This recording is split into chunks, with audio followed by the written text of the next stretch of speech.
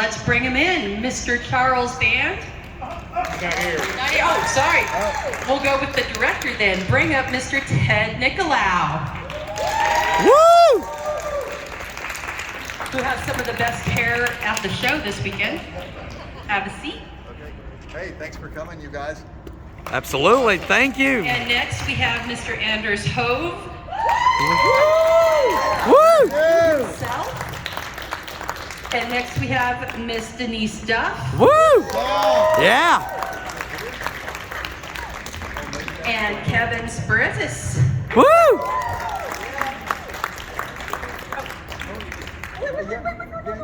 thank you, God. Let's get this right.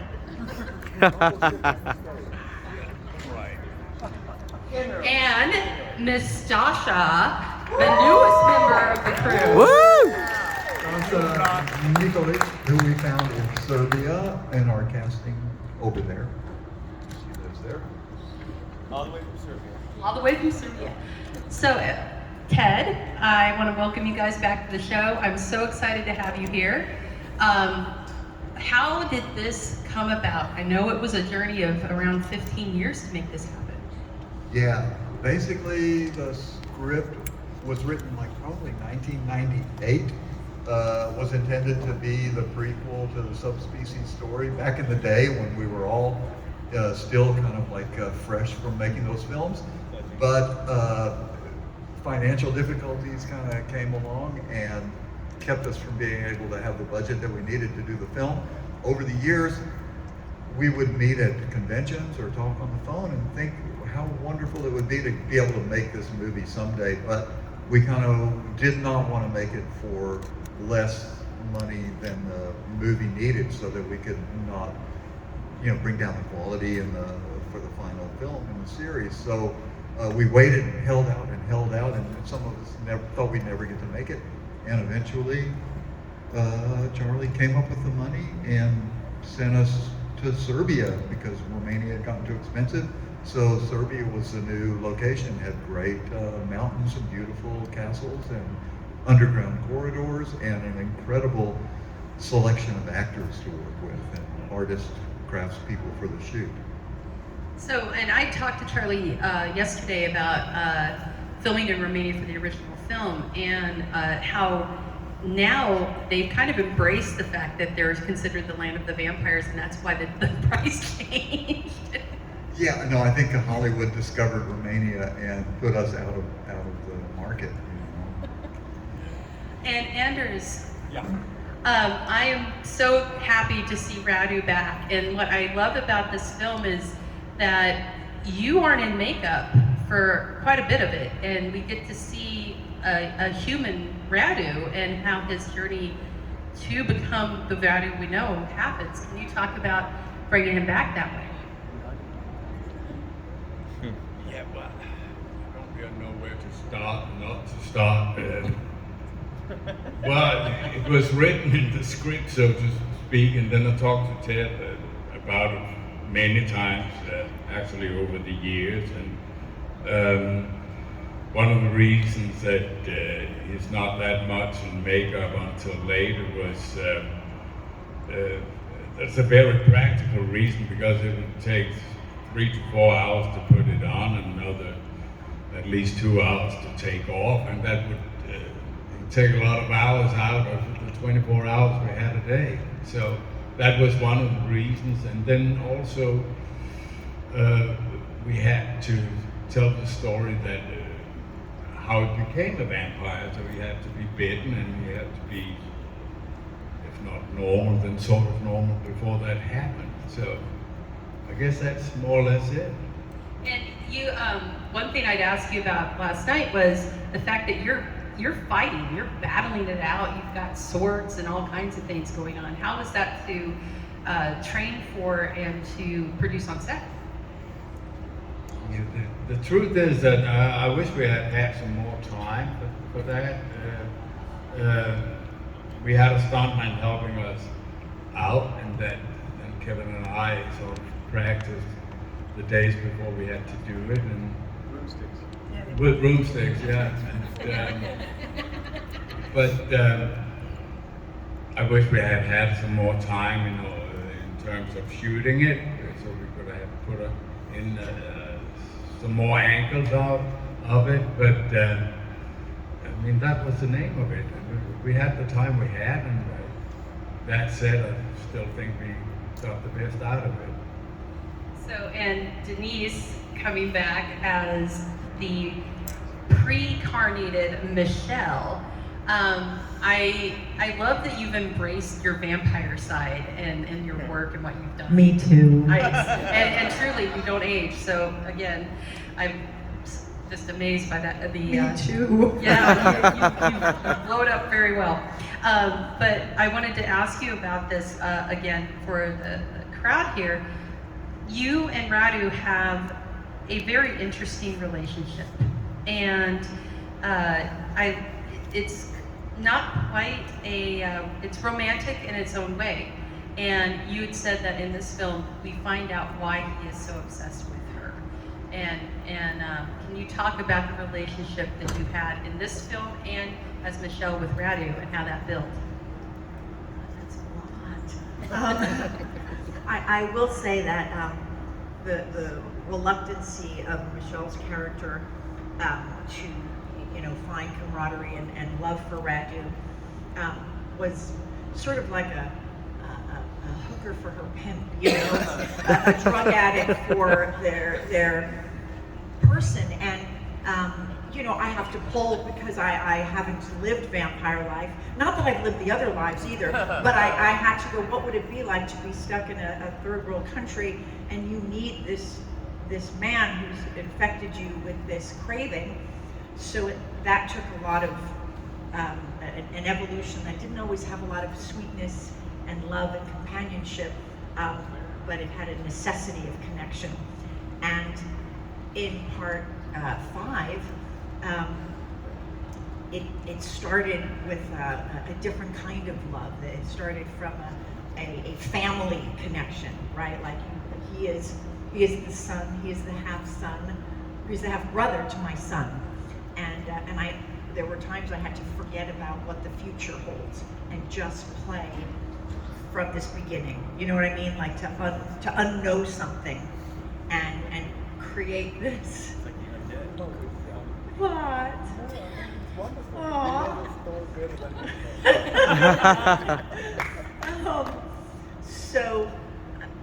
But I will say that when I evolved to the Queen of the Vampires, which really I'll never forget when I turned the page and I read that, I kind of cried a little bit. My daughter's name, her middle name is Helena, so thank you for that. You didn't know that.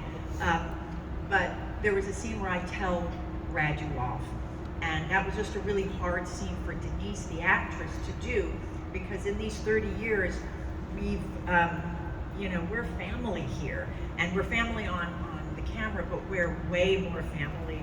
Like even the ugly part of family, like that's what we are. We see each other at conventions, and we interact on texts and emails, and we have so much love for each other.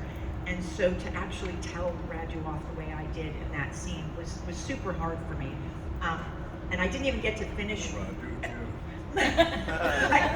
I love that when I saw the edit yesterday for the first time with y'all, Ted literally cut before I was even done telling him off, and it made such sense. It was sort of like he didn't need to hear me finish, he just needed to rip my head off.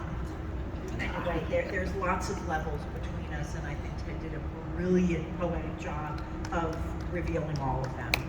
Woo! Thank you. So Kevin, Yes. is your mic hot, Kevin? Wait. This is the lucky mic. Okay, we're doing it. Hi. Hi. So my It's curiosity. hot. Hello. I'll say I like your hair. Oh, thank you. So, I'm liking it too. Thank when, you. in regards to your character, can you give us some details about him and how you've come back into the fold? I came back into the fold because Denise Duff was adamant with Ted about, you can't do another sequel prequel without Kevin. He's family. You gotta bring him back. And Ted's like, well, it's a prequel. Mel's dead, and he's not a vampire, so forget it. No, make him another character. There was a moment we thought you would be Mummy. Oh, right, yeah. Well, you know, there are those times now. So, Mommy, Daddy, I was honored to come back, and Ted said as long as we can make him unrecognizable, and Yeah, too handsome for subspecies. and as long as we don't pay him, we can do it. So, Wow. and, you know, we had a question that was asked. Dominic asked me yesterday. What was the difference between Romania and Belgrade? And you know, which did you like better? They're two different, you know, one's apples, one's oranges. I love them both. The reunion of us coming back together as family and interacting as family, and you know, I just had to jump into the makeup and wow. It was fun. We had a great time. I think you gave me some really wonderful opportunities to just be outrageous, and And you seized them. And I seized the outrageousness in Subspecies 5, and I'm grateful. And then we got to see some new families and some new darlings. So yeah, I will bite you later. I wanted to talk to Stasha about this, is coming into this as a new face and being embraced into it, and how you became part of it. We had a big casting in Serbia, so Ted was looking for actors that are there because the whole shooting was in Serbia, in Belgrade, in southern Serbia, mountains, in our beautiful location, beautiful fortress, and I think that you saw some of my country now, and you're introduced to my country, so feel free to come to visit. Yeah. But it wasn't that hard. It was so easy for me because they accepted me. They were so nice. I was so happy that one of my first experience was with such a beautiful people that were amazing to me and that were helping me in so many ways. And I feel really welcome, and I'm really happy to be a part of this team. And how are you enjoying your first horror convention? Yeah, it's amazing. It's a little bit overwhelming because in Europe we don't have these conventions. This genre is not really that big in Europe. Horror genre, sci-fi genres. Europe more drama films, you know, romance, comedies. So I'm really happy. It's like a once in a lifetime experience for me, and I'd be really happy to come back. Yeah. Well, I wanted to give an opportunity for our crowd here to ask questions. And do we have a mic that we can get out there? There, hey, it's. I'm not sure we have any mics now. I swear this one's these all working. worked This the one's working. second Here. you guys walked in. Here's the test. Listen, I got one. Okay. I thought I had 7, but I don't know what. And if you have a question, raise your hand. All right, who's up? Don't all go at once. There we go. Got one back there in a killer You're gonna have to clown. fight off the line, man. Hey, this is Corey Cummings. He's not a plant in the stage, but he's going to write a book about the history of subspecies, and we're going to help him to tell the true, dark, and horrifying story of the series and how it was made. Yes, hi. Hello, everyone. Well, first of all, I just want to congratulate all of you on this film. I think everybody in here would agree that you've done the legacy proud, and I think you deserve a huge congratulations on the film last night, for sure. Amen. Woo! Yeah. So, Ted, we talked a little bit earlier at the table about, I think my biggest takeaway from the film is that you have towed the line between winking fan service and picking things from the mythology that are actually helping the narrative along. So, especially with this script existing for so long, how did you decide what to include from the previous films, what to pay homage to, and how to keep it from getting into that territory where you're just like, oh, we remember that from that movie, but all of it being in service of the narrative? There's only one way to do a subspecies film, and that's to like throw yourself completely into it, from the acting, and they've got to act like they've never acted before, except for Anis and Denise, who have acted that way. But in this movie, they had to even stretch beyond that. In the writing of it, I wanted to touch upon, because we knew that to do a sequel, I didn't want to subject Anis to the makeup trials of doing the makeup every day of the shoot. So one of our agreements was, okay, we're going to tell a story that doesn't require the makeup. So that was the prequel, and the idea to me of telling how Radu became a vampire, because I think we kind of reached the end of the Michelle in the present day story, you know, bringing Radu back to life. So the idea was to, okay, how did Radu become a vampire? How did he become obsessed with the character Michelle, and how to make that kind of interesting and good? Who was Stefan, because he appears in the earlier Subspecies 1. And because eventually we created this kind of offshoot of vampire journals and Jonathan Ash. And then when we did Subspecies 4, I thought, well, it'll be fun to bring Jonathan Ash into the fold of Radu's descendants. So I wanted to tell the story of how Ash became a part of the story. And then with Ash, it seemed to me that, okay, now we need a new female vampire to kind of enter into it. So we gave Ash a beautiful sister that Radu could become obsessed with.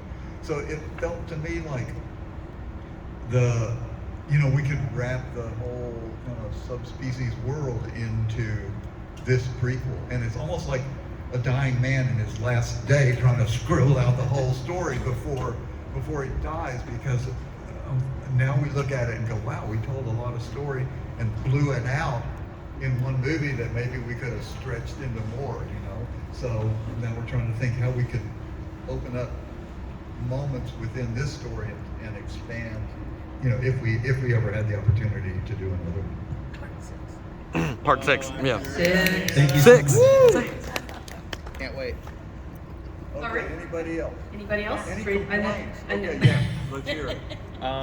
With Vampire Journals, part of it also, would Decadent Evil be involved sometime too? Because that's linked Decadent up to Evil. that. No, I think that was like a compilation film, wasn't it? Of vampire. Well, they had just Jonathan and Ash in the beginning of it, so I just... Wow, no, they had Jonathan Morris was in it. They didn't ask you permission to that? They were doing there was like a whole flashback part. Oh at the yeah, beginning. no, they just kind of, you know, in full moon fashion, kind of cannibalized other movies to make another movie. To be honest with you. So yeah, no, Decadent Evil is just something we don't even think about that. Oh, We don't speak of decadent evil here. Yeah, thanks for reminding me. I bought that too. You did? I thought it was new. Yeah, okay, so that's the way it goes. You know, I just thought of something, Ted, when you said, we pull these actors together and we have to act as if it's the first time. I remember Denise in Romania. We were there the summer of Oh yeah, 92. 92. So we were there for 3.5 months, just through everything, going through it all. And Denise and I have really bonded. And what was the last scene where I had that? Yeah, it's the end of part 3. The end of part 3, where I'm being put into the body bag with my sister, and Kevin's job was to sort of look out, and make sure Radu isn't following, and I'm there with Melanie Shatner, and I'm going in the body, and Kevin would come down to like zip, and there was this closeness, this tenderness, and Ted was like, no, you can't, just stay away, you know, like he just didn't want Kevin to stay so close. And we did the take again, and Kevin was still sort of close, and Ted was a little, and I'm laying in the body bag, and I just looked at Kevin and I said, remember, we've never met. Yeah. And Ted said that to me. Well, no. But it, you know, but it was fun. I understood what we had to do. I understand what had to be done, and I think it's a great problem to have when your cast gets so close and you need to really separate. Like it's a nice bonus. which was the joy about coming back to Belgrade. It had to be nice to anybody. Anybody. I wonder why Kevin wasn't in Subspecies 4. It wasn't because he was a pain in the ass on the set. It's because he was busy working on A soap opera called Days of Our Lives. and he couldn't do it. So I was like, okay, well, fuck Kevin. He's in this picture.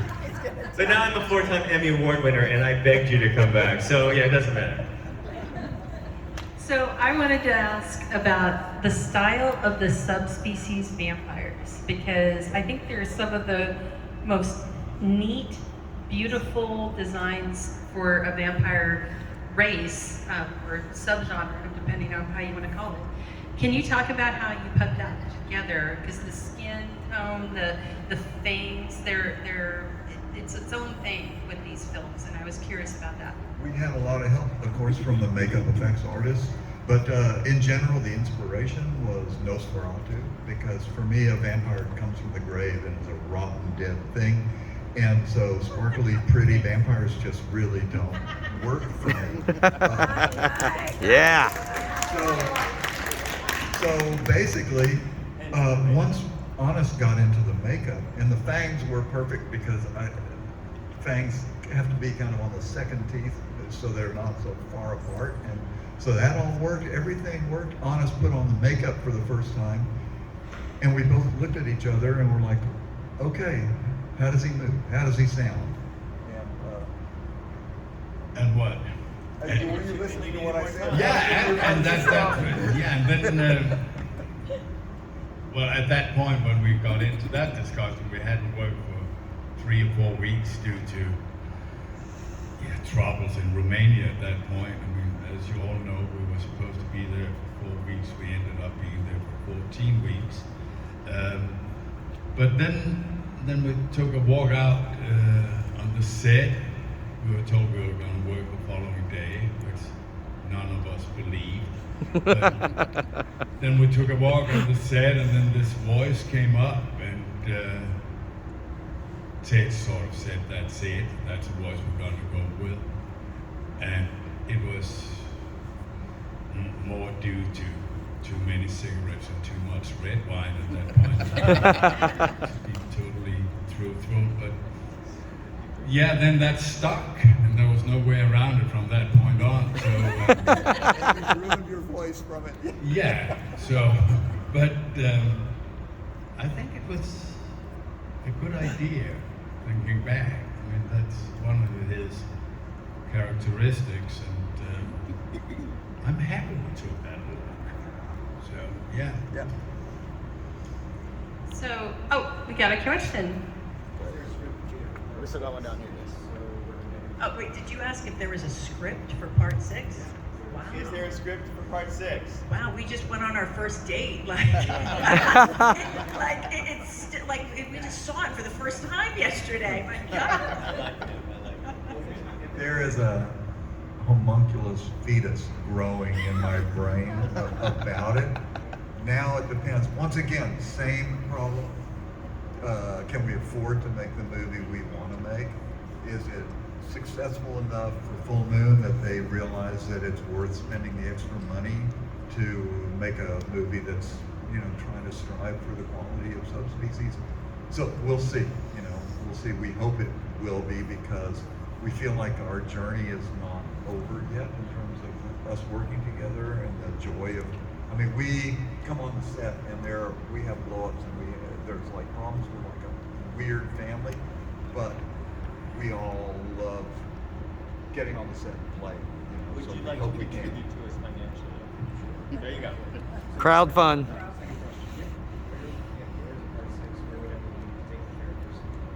Okay, what was the question? If there was a part 6, where would you like to take the characters? No, To I'm space? not going to tell you. I can't tell you yet because I don't know. I think what I would love to be able to do, because I don't know. Did you all see it? I don't want to give up any spoilers, but we killed Helena in this one. A subspecies can fix my She neck. can come back. You never saw me not breathe. My eyes never closed. Right? Right? Okay. The sword will be taken back out. Right. King Vladislas got killed in big time. Dead is never dead. Okay, but Especially since you- and the Bloodstone gets carted off at the end. So there's all these loose ends. Stasha, we want to continue telling her story and Ash's story. So maybe we would just open up the various eras of this film and explore more his apprenticeship with Ash and Ariel. Ash and Ariel's rescue by Helena, or their her taking them in and stealing their objects. King Vladislav, he's going to be in there somehow or other. Well, he has to be back. Yeah. So we're hoping that we can do it and kind of expand on what we've done so far. That's how much it's growing in my brain. Yeah, good question. Thank you. Because you get what you put your attention on, guys. You get what you put your attention on, and you guys have had us put our attention on this for 15 years. So thank you. Tell your friends.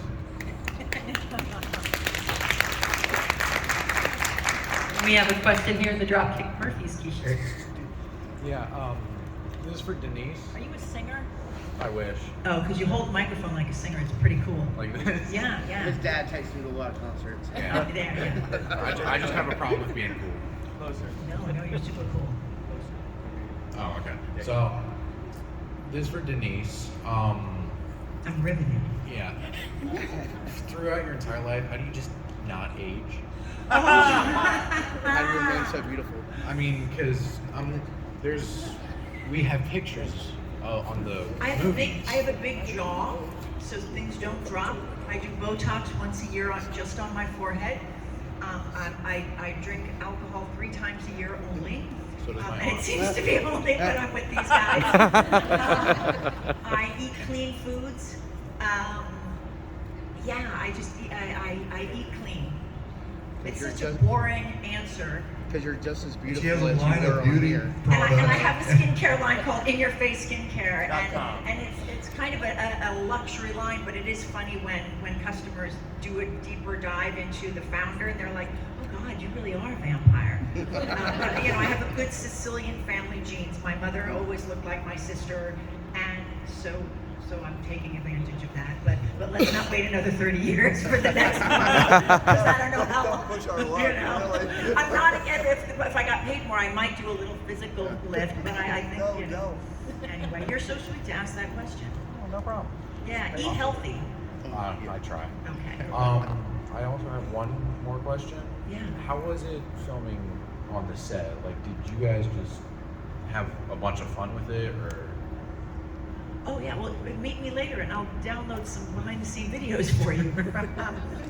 It's on days where there's makeup, right? There's a lot of makeup. They did on all of us. We had airbrush where you'd sit and we'd get it like airbrushed our veins and prosthetics.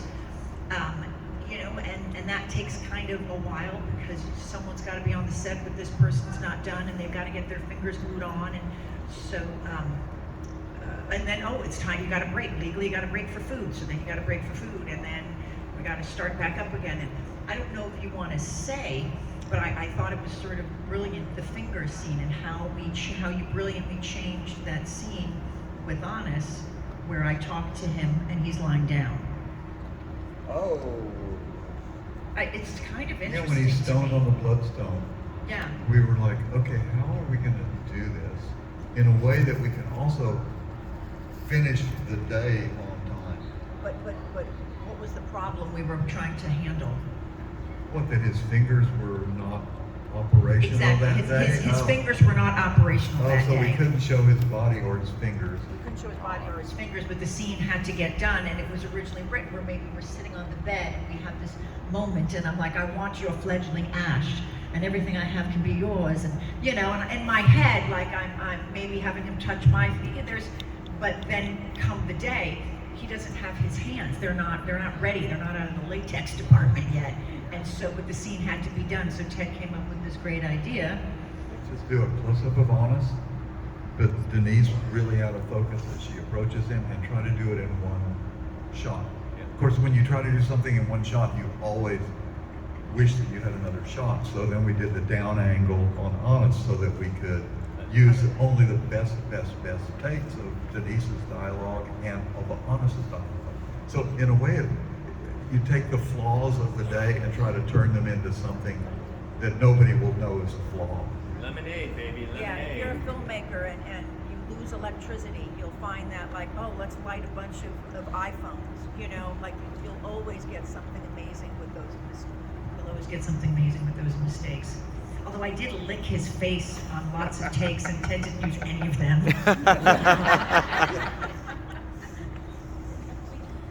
You drank his blood in that scene too, and I was like, okay, that's not. Wait a minute. When you and I went walking to see Explore Belgrade, you looked at my face too. So You never licked my face. Subspecies 6. The lickening. The licking. Nice. You got that for free. There you go. Oh my gosh. Anybody else have a question in here? Oh, there we go in the front. Here we go. So yesterday, Denise. Save the mic for the recording. Oh. We've got posterity here. Okay. So yesterday, Denise, I was talking to you about the subject of family because you were telling me about how the overall plot of the movie dealt with Radu trying to find family, and we were talking about how the whole franchise and the fandom is about family. As a big horror fan of multiple franchises, out of all of them, seems like Subspecies has consistently kept you all so close over the years. And I just want to say, it's not so much a question, just more of a comment. I just want to say, I love you all. Y'all are amazing people, new and old cast members, but you all are just phenomenal people, and just continue keeping as close as y'all are. You're all very special. Hey, thank you. Thank you. I just want to call out some of the other Serbian cast members. Playing Radu's monk sidekick was Petar Arsic, who we were looking, originally in our hearts we wanted Jan Hajduk from the other Subspecies movies to play that Do you role. remember the detective, Mitite every day? He was the one that was the initial idea. But we couldn't get him over there for the money that we had, and so we had to hire local.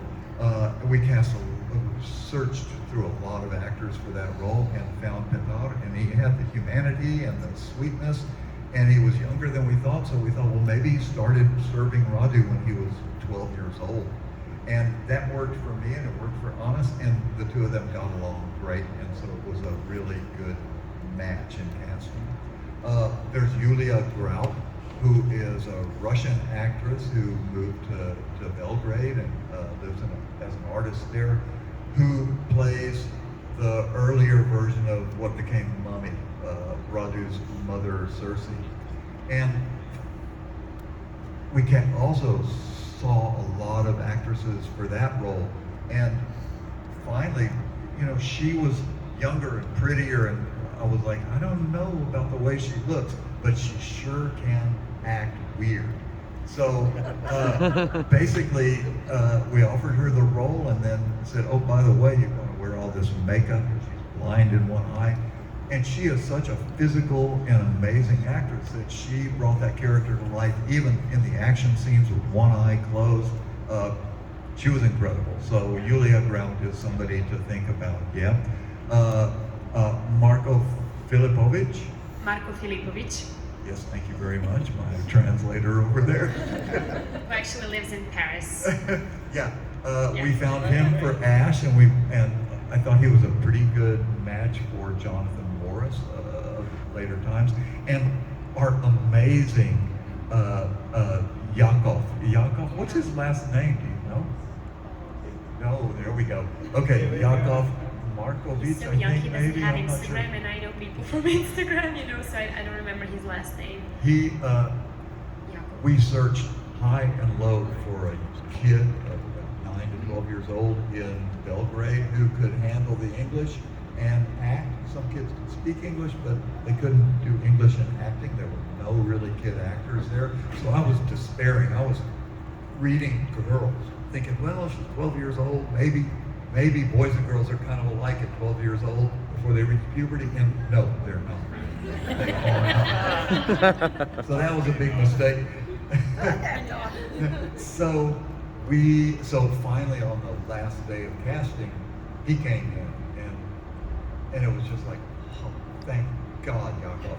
And the funny thing is, his parents were so free, he would ride the bus across town to come to our readings, left alone on his own, came to the set and just became part of the cast, so readily, and was with us a lot while traveling around the country.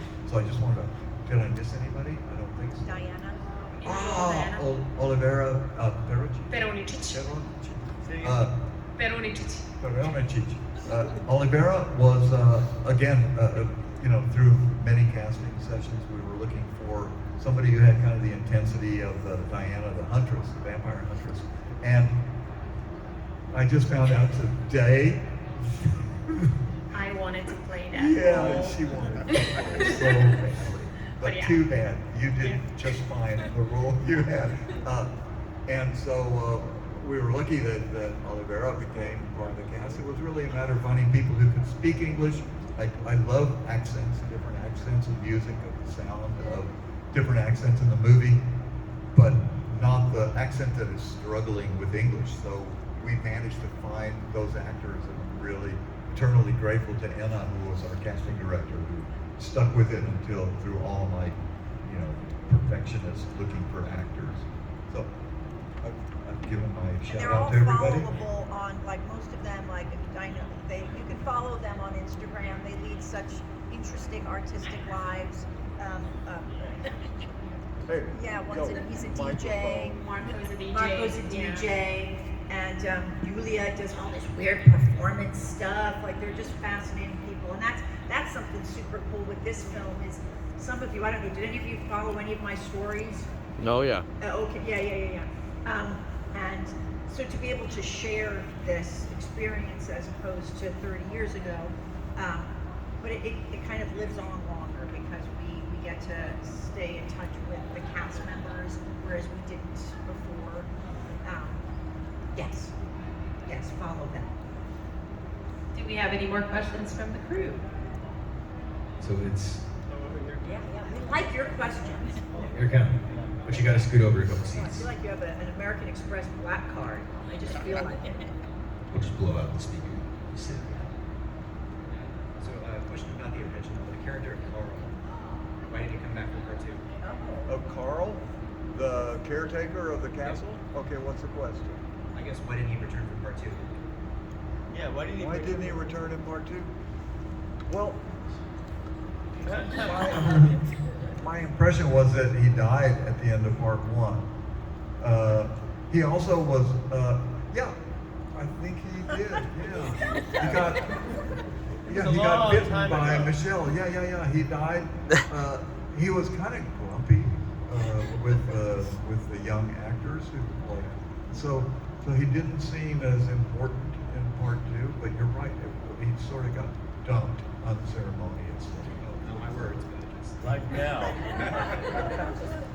So, another question. As far as all the people that you hired, as far as your cast goes, the ones that you have on stage with you right now, what are the best qualities of the cast that you have? Wait, say that question again. For all the cast members that you have on stage right now as actors, what are the best qualities? Why did you hire them? The best qualities? Yeah. Okay. Not on the spot or anything there. Let me start with Honest Hovind, who I love like a brother.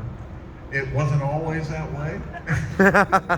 We had our difficulties on Subspecies #1, but at the end of it, I understood that for all his explosiveness, his acting is phenomenal. His ability to transform into this character was like magic, and he has a heart, a big heart, and so at the end of part 1, we kind of came together and realized that this was going to be a friendship that will endure.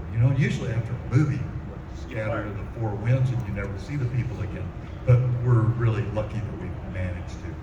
Okay, Denise Duff, what can I say about her except that she's like an incredible person to have on your team. She is like there every day for every person that she faces. She loves to travel, loves to get in your face and discover new things. When I first saw her at Full Moon when we were casting Subspecies, she was just a young girl in an army jacket with a lion's head hair, a mane of hair, and I wasn't even casting Subspecies yet, but just saw this woman there. I was like, who is she? And then she came into the casting session, and I was like, oh, that's that magic-looking woman, You never knew that story? Well, that's the story. You remember your army vest that you used to wear? Yeah, I do too. Yeah. So she came in. She was so good as the character of Michelle, and her transition from human to vampire, and because she was so willing to do anything, and because Juana Palnescu's costumes were so amazing on her, I give it up to Denise because she basically went from human to vampire queen to kick-ass Radu. Yeah, she was great. Kevin Spearness. Okay. We were looking for the ultimate American man to be Mel Thomas, U.S. Embassy, straight arrow, and it's not exactly a straight arrow that we imagined, but he came in, and I was like, wow, this guy can do it, can kind of play it funny because he had to be a little comedic against Jan Hajduk, and Kevin was like, just had it, he had the perfect, and he still has that kind of perfect man, American look, GQ, and he can act too. And, okay, he played Mel Thomas, it wasn't that gigantic a stretch, but when it came time to play King Vladislas, he embraced that mask. And I said, Kevin, you're too handsome. We have to fuck you up big time. And also, you got good hair, but would you mind wearing a bald cap? That was my idea. Okay. That was all my right, whatever. Whoever idea was. Well, no, we were. Okay. Just so you know, we were getting the cast made in New York. I had gone to New York. Our honest Erickson came to New York. He put this blue goop all over my face, and then we had the picture of the bus now. And I went, because he had put the whole latex over me, and I said, "Are you putting a wig on me, really?" And we sent it to you that day. Yeah. So he decided. So he embraced that role, and the first time he jumps down off that platform with that sword in his hand, and he looks so fucking badass. And then all his dialogue, everything, his voice. So Kevin made the transition from most handsome man in the world to like the most ugliest ass vampire you've ever seen. Yeah. Woo. Stasha. Okay, we were looking for somebody who, speak English, you can do that. But for somebody who could be vulnerable and somebody you would fall in love with when you saw her on screen and care about her, but who could go from innocent girl artist to an evil, depraved vampiress who could match her acting with Honest Ove and with Denise Duff, and could give Denise Duff back just as much as Denise was giving her. And we saw a lot of actresses for that role. And Stasha, when she came in, I was like, okay, she looks like a person that's from another era. She's got that kind of old world quality. She's sweet. You can work with her, and her training is phenomenal. Like a lot of European actors are just trained beyond belief. So that was Stasha, and she came in and she lived up to it. It was difficult. It was cold. She was barefoot. Radu was slurping blood all over her neck. Denise was giving her grief.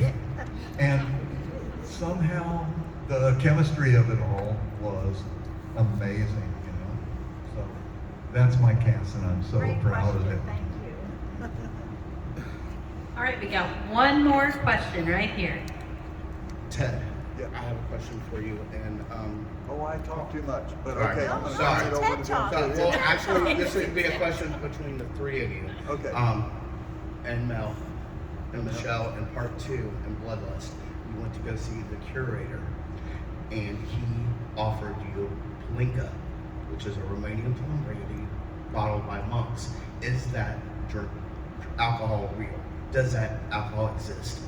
You know what? When we went to Romania, and it was so difficult. 1990 was a bad time in Romania. You couldn't find anything. You couldn't get a chicken for dinner that wasn't blood red inside, or French fries that were like shook and soggy of grease.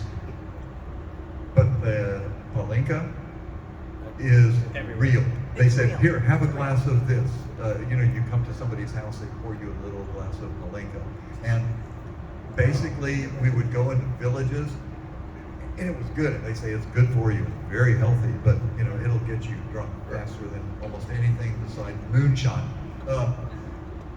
But we would go into villages, and the AD would say, oh yeah, we'll go to the priest, because the priest has the best palinka, because everybody makes it. It's like moonshine in Romania. So I fell in love with palinka there. And in Serbia, it's rakia, which was our another favorite drink. Okay, But yeah, I was palinka's wondering real. because I've been trying to find it over here, and someone said they may have it at Jungle Gems, but I still haven't been able to find it anywhere. No, you won't, because it's made by people at home and like distilled like crazy. They actually mention it in Dracula. That's one of the plum brandy that Jonathan Harker is being told about. I actually had it. I went to Romania right around 1993, and I ate dinner in the house that Vlad the Impaler was born in. They actually turned it into a restaurant. Oh yeah, I was there. Yeah. Yeah, it's in Sigishora. Yeah. Yeah, but it's real. That's amazing. Thank you. My ancestors, my grandfather was from Hungary. Oh yeah. So he was an immigrant, and that my grandmother met in California. So I think it's awesome. Yeah. Thank you. Well, everybody, I want to thank the beautiful and amazing cast of Subspecies and Woo! the beautiful, amazing Thank you director, all. Nicola. Not so beautiful, but I accepted it. And thank you for coming to this, our final panel of the weekend. Hey, thank you guys for coming to see the film. I hope that it met your expectations if you've been expecting it. And May 15th, it'll have a theatrical release at Alamo Draft House. So it's just that one day, and then a month later, Amazon. Yeah. Yes. So tell your friends, Tell your friends, please. Yeah. because we want to get the cash along with this gentleman who's going to co-produce it, and we're gonna rock it. Oh, and one last thing. Charlie said yesterday that unless it changes, it will hit full moon streaming in late April. Okay. Yeah. Late April. That's what he said. I don't think so. Oh, you don't think so? I think the Alamo Draft House is like an exclusive release, okay. unless Charlie's now jumping the gun. No. Who knows? No. You never know. Just- I don't promise anything. Thank you guys. It's because of you guys so much. Thank you. Thank you for being here.